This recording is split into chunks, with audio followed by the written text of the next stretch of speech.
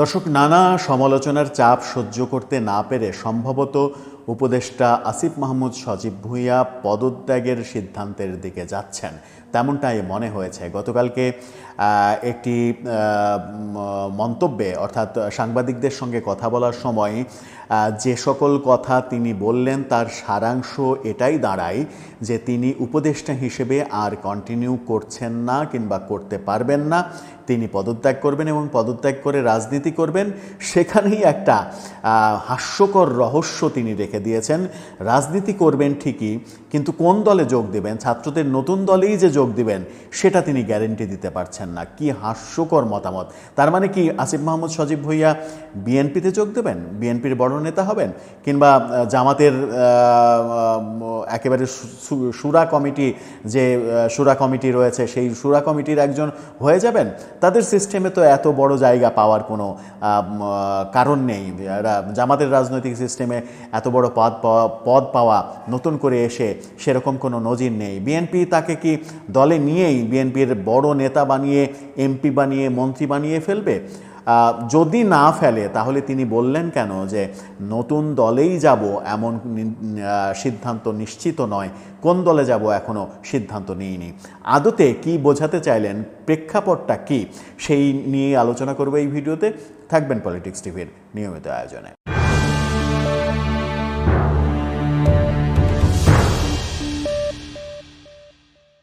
দর্শক, পলিটিক্স টিভির নিয়মিত ভিডিওগুলো এখন থেকে স্পন্সর করছে প্রজাপতি.টিভি, নতুন ওটিটি প্ল্যাটফর্ম। আপনারা চাইলে ইউটিউবে, ফেসবুকে, ইনস্টাগ্রামে, টিকটকে দেখে নিতে পারেন। আর ডেসক্রিপশন বক্সে লিঙ্ক দেওয়া থাকবে, সেখান থেকেও আপনারা প্রজাপতির কার্যক্রম দেখে নিতে পারেন। চলে যাচ্ছি মূল ভিডিওতে। বলছিলাম, আসিফ মাহমুদ সজীব ভুঁইয়া যত ধরনের সমালোচনার মধ্যে পড়েছেন এবং সর্বশেষ নিজের সম্পদের হিসাব দেওয়ার প্রশ্নের সম্মুখীন হয়েছেন, এবং সেই প্রশ্নের উত্তরে তিনি বলেছেন যে এতদিন তিনি ছাত্র ছিলেন, এতদিন টিন সার্টিফিকেট তার ছিল না, এখন তার টিন সার্টিফিকেট হয়েছে, এখন তিনি সুবিধা মতো সময়ে হিসাব দেবেন। তার মানে হচ্ছে যে এটাও একটা দায়সারা মন্তব্য। ছাত্র থাকা অবস্থায় তিনি তার হিসাবটা দিতে পারতেন যে আমার এই হিসাব, তারপরে যখন দায়িত্ব শেষ করবেন কিংবা প্রতি বছর একটা করে হিসাব দিবেন যে আমার এখন সম্পদের পরিমাণ এত, তাহলে তো বিতর্ক হয় না। এপিএস কাণ্ড নিয়ে তাকে সমালোচনার মধ্যে পড়তে হয় না। এপিএস কাণ্ড যেটা হয়েছে, এপিএস মাত্র 6-7 মাসে 311 কোটি টাকার মালিক হয়েছেন, সুইজারল্যান্ডে বাড়ি করেছেন। আসিফ মাহমুদ সজীব ভুঁইয়ার বিরুদ্ধে সাংবাদিক ইলিয়াস হোসেন সরাসরি অভিযোগ করেছিলেন, পোস্ট দিয়েছিলেন যে ঢাকার দুই সিটি কর্পোরেশনের যে কাউন্সিলরদের জায়গায় প্রশাসক নিয়োগ করবেন, এবং তার সাক্ষাৎকার নেওয়া হচ্ছে মহাখালীর একটা জায়গায়। সেই সাক্ষাৎকারে যাদেরকে সিলেক্ট করা হচ্ছে তাদের কাছ থেকে 50 লাখ থেকে 2 কোটি টাকা পর্যন্ত নেয়ার বন্দোবস্ত চলছে, শত কোটি টাকা হাতিয়ে নেয়ার বন্দোবস্ত চলছে, এবং এটা এনসিপির কিছু নেতাকে দিয়ে আসিফ মাহমুদ সজীব ভুঁইয়া করাচ্ছেন। এই অভিযোগ অনেক দিন আগেই কিন্তু ইলিয়াস হোসেন করেছিলেন। এই অভিযোগের খুব একটা সদুত্তর আমরা কিন্তু পাইনি। এরপরে আমরা দেখলাম যে এপিএস কাণ্ডটা ঘটলো। এপিএস কাণ্ডটা ঘটে এপিএস 311 কোটি টাকার মালিক হয়ে গেছেন। এটা নিয়ে ট্রল হচ্ছে সামাজিক যোগাযোগ মাধ্যমে যে 6-7 মাসে যদি 311 কোটি টাকার মালিক হয়, যেটা শেখ হাসিনা বলেছিলেন যে আমার পিয়নও 400 কোটি টাকার মালিক, তাহলে এই 6 মাসে যদি 311 কোটি টাকার মালিক হয়, তাহলে তাকে 16 বছর ক্ষমতায় যদি রাখা যায়, তাহলে সে কত হাজার কোটি টাকার মালিক হবে? এই প্রশ্ন এসেছে। আর এপিএস কি মন্ত্রী কিংবা উপদেষ্টার অগোচরে এই কাজটি করতে পেরেছেন? সেই প্রশ্ন অনেকে করছেন। আর এপিএসের কাণ্ডে আসিফ মাহমুদ সজীব ভুঁইয়া ফেসে যেতে পারেন, এই আলোচনাও রয়েছে।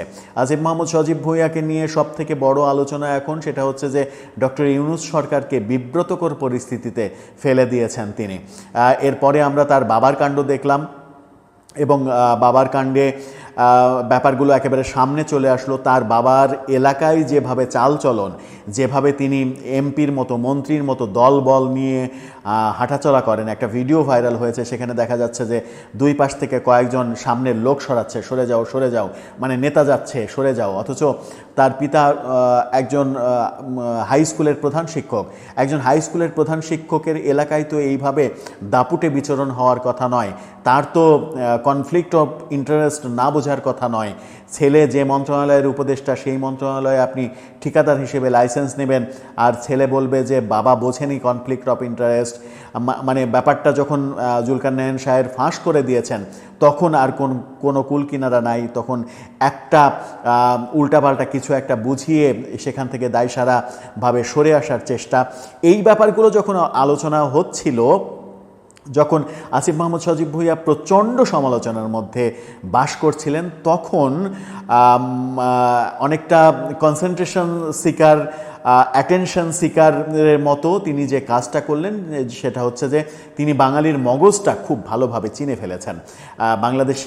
বাঙালির মগজ যে খুব বেশি দিন একটা জিনিস ধরে রাখতে পারে না, আমরা যে ভুলে যাওয়ার জাতি। নতুন একটা ইস্যু পেলে পুরাতন ইস্যুকে, গতকালকের ইস্যু যদি হয় তবুও সেটা ভুলে যায়, আজকের ইস্যু নিয়ে আমরা এত বেশি হইচই করি। সেই অ্যাটেনশন সিকারের মতো করেই তিনি একটা প্রাইভেট ইউনিভার্সিটিতে গেলেন ভর্তি পরীক্ষা দিতে, অনেক বডিগার্ড সাথে নিয়ে ভর্তি পরীক্ষা দিলেন এবং সেটার ছবি তুলে বিভিন্ন জায়গায় প্রচারণা করলেন। তিনি যদি এই ছবি ছড়িয়ে না দিতেন বিভিন্ন কৌশলে বিভিন্ন জনকে দিয়ে, তাহলে কি কারো এই ছবি পাওয়ার কথা? তিনি ভর্তি পরীক্ষা দিচ্ছেন, ভর্তি পরীক্ষায় হলে তিনি লিখছেন, সেই ছবি কি বাইরে আসার কথা? কোনোভাবেই আসার কথা নয়। তার মানে হচ্ছে যে তিনি খুবই দক্ষ একজন অ্যাটেনশন সিকার। তিনি অ্যাটেনশনটা ডাইভার্ট করতে চেয়েছেন। তাকে কেন্দ্র করে যত সমালোচনা হচ্ছে, যত কথা হচ্ছে, সেই কথাগুলোকে তিনি ভর্তি পরীক্ষায় একজন উপদেষ্টা, সাধারণ ছাত্র হিসেবে সমস্ত নিয়মকানুন মেনে তিনি ভর্তি পরীক্ষা দিচ্ছেন। তিনি ইচ্ছা করলেই কোটাতে সেখানে ভর্তি হতে পারতেন, প্রভাব বিস্তার করে ভর্তি হতে পারতেন, এরকম পজিটিভ প্রচার করে আগের সমালোচনাগুলোকে ভুলিয়ে দেওয়ার চেষ্টা করছেন। সব মিলিয়ে আমার মনে হয় যে আসিফ মাহমুদ সজীব ভুঁইয়া খেই হারিয়ে ফেলেছেন। আর খেই হারিয়ে ফেলেছেন বলেই তিনি বলেছেন যে উপদেষ্টার পদ থেকে পদত্যাগ করবেন কিনা এটা নিয়ে এখন পর্যন্ত সিদ্ধান্ত নেননি মানেই সিদ্ধান্ত নিয়েছেন।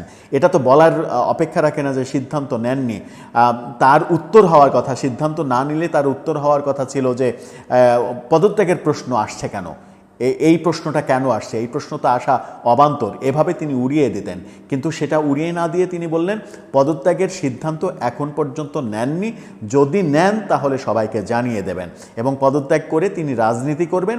রাজনীতি করতে গিয়ে কোন দল করবেন সেই প্রশ্নের উত্তরে বলেছেন যে ছাত্রদের নতুন যে দল সেই দলই যে আমাকে করতে হবে এমন তো ধরাবাঁধা নিয়ম নেই, আমি তো অন্য দলও করতে পারি। রাজনীতি করার জন্য যে দল আমার পছন্দ হবে, যে দলে মনে হবে যে আমি জুৎসই, মানানসই, অর্থাৎ যে দলের সুবিধাজনক অবস্থান পাবেন সেই দল করবেন, এমনটা তিনি বলেছেন। এই রহস্যেরই কারণ কি?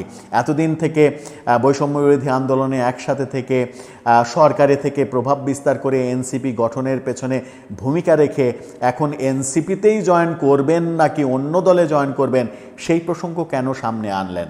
তাহলে কি তিনি তলে তলে লবিং করছেন বিএনপি কিংবা জামাতে যোগ দেওয়ার জন্য, যেন ক্ষমতার মসনদটা পাকাপোক্ত হয়? বিএনপি এবং জামাতে যোগ না দিলে তো এমপি মন্ত্রী হওয়াটা কঠিন হবে, এমপি হওয়াটা অনেক বেশি কঠিন হবে, কারণ এনসিপির রাজনৈতিক যে অবস্থান তাতে জামাত কিংবা বিএনপির সঙ্গে তারা যদি রাজনৈতিক জোট না করে তাহলে অনেকে বলেন যে যারা নির্বাচন করবেন তারা প্রত্যেকেই জামানত হারিয়ে ফেলবেন। সেরকম অবস্থায় সুবিধাজনক একটা সিদ্ধান্ত হতেই পারে বিএনপিতে যোগ দেওয়া কিংবা জামাতে যোগ দেওয়া, এমপি হিসেবে যে কোনো একটা সুবিধাজনক সিটে নির্বাচন করা, জোটের মাধ্যমে নির্বাচন করা এবং সেখান থেকে এমপি হয়ে আসা। তারপরে আসিফ মাহমুদ সজীব ভুঁইয়ার যেহেতু বৈষম্য বিরোধী আন্দোলনে একটা ভূমিকা রয়েছে, ভালো একটা ভূমিকা রয়েছে, সেই ভূমিকাকে কাজে লাগিয়ে মন্ত্রী হয়ে যাওয়া, দাপুটে মন্ত্রী হওয়া, এই ব্যাপারগুলো তার মাথায় কাজ করতেই পারে। সব মিলিয়ে একটা সিদ্ধান্তে উপনীত হওয়াই যায় যে আসিফ মাহমুদ সজীব ভুঁইয়া সম্ভবত মানসিকভাবে সিদ্ধান্ত নিয়েই ফেলেছেন যে তিনি পদত্যাগ করবেন। আজকাল যেদিনই হোক, 2 দিন আগে কিংবা পরে তিনি পদত্যাগ করবেন। তিনি আর সরকারে থাকতে পারছেন না, সরকারে থাকার মতো বাস্তবতা তার পক্ষে নেই। ইউনূস সরকারকে বিতর্কিত করছেন আসিফ মাহমুদ সজীব ভুঁইয়া, এমন আলোচনা চতুর্দিকে শুরু হয়েছে। সুতরাং সরকারের যদি ওয়েল উইশার তিনি হন, সরকারকে তিনি যদি বাঁচাতে চান এবং ডক্টর ইউনূসের সম্মান যদি অক্ষুণ্ণ রাখতে চান তাহলে এই সমালোচনাগুলোর যথাযথ উত্তর তাকে দিতে হবে, আর যথাযথ উত্তর তার কাছে নেই, কারণ তার বাবা যেটা করেছেন সেই উত্তরে আসলে শাক দিয়ে মাছ ঢাকা যাবে না। এপিএস যে কাণ্ডগুলো করেছে সেই উত্তরটা দিয়েও মানুষকে সন্তুষ্ট করা যাবে না। অনেক দিন আগে ইলিয়াস হোসেন যে প্রশাসক নিয়োগের বাণিজ্যের অভিযোগ তুলেছিলেন সেটারও কোনো জুৎসই আমরা উত্তর পাইনি। সব মিলিয়ে আমার মনে হয় যে উত্তর সংকটে যখন আসিফ মাহমুদ সজীব ভুঁইয়া ভুগছেন তখন তিনি বোধহয় মানসিকভাবে সিদ্ধান্ত নিয়েই ফেলেছেন যে এই সরকারে আর কন্টিনিউ করা যাবে না, এরপর তিনি রাজনীতিই করবেন। তবে আমরা দেখার অপেক্ষায় তিনি কোন দলে রাজনীতি করেন, এনসিপির প্রতিদ্বন্দ্বী হয়ে অন্য কোনো দলে যোগ দিয়ে একটা চমক সৃষ্টি করেন কিনা, সেরকম কি হবে? দর্শক, আপনার কি মনে হয়? মন্তব্য লিখে আমাদের কমেন্ট বক্সে জানাতে পারেন।